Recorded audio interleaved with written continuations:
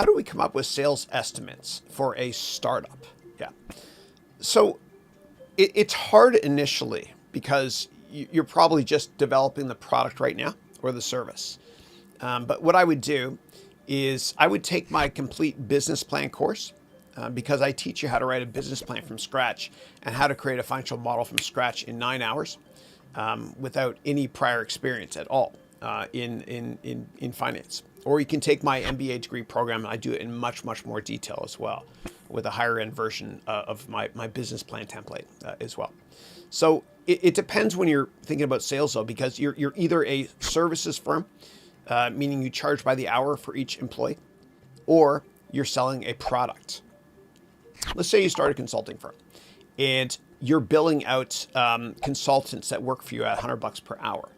I would just calculate the number of hours that you think they're going to bill over 3, 6, 12 months, whatever it is, times the price that you're billing them out at.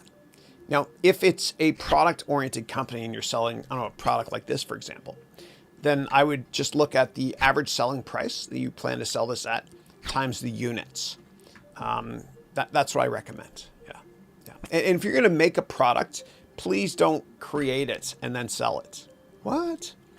What I want you to do is I want you to sell it and then create it. And a lot of great companies do this. You know, like Amazon, for example. And this is a book one of my amazing platinum students wrote.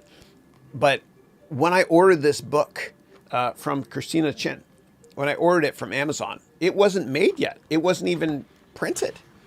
And I can look here at the date it was made. It was printed in Moni, Illinois on August 12, 2020. So it was created after I paid for it, after I bought it. And the same thing with Dell Computers. Michael Dell, in his dorm room in Texas back in the 80s, he started Dell Computer. And the crux and brilliance of that business model is that you order your computer online and then they make it. So there's no cash issues. You're basically financing the production.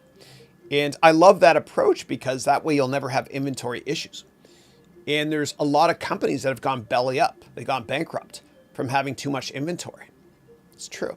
The entire video game industry in the early 80s went belly up because of one game. And this was in the pre-Nintendo 8-bit days. What happened was there's this great movie we've all seen called E.T. And the Atari 2600, 1 year, their killer product was going to be an E.T. video game. And they made tons of them. So many of them. And it was a disaster. It was the worst game ever. And so what they did was they literally had to bury hundreds of thousands of those copies in the desert to get rid of that inventory. And you can Google it or YouTube it. You'll see videos on it. It's a fascinating story. But that destroyed the video game industry in the 80s.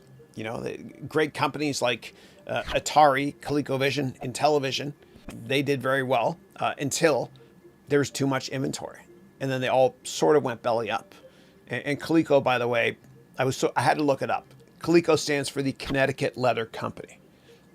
It's the same company that made ColecoVision and Cabbage Patch Dolls, etc. Yeah. But inventory can destroy your business model.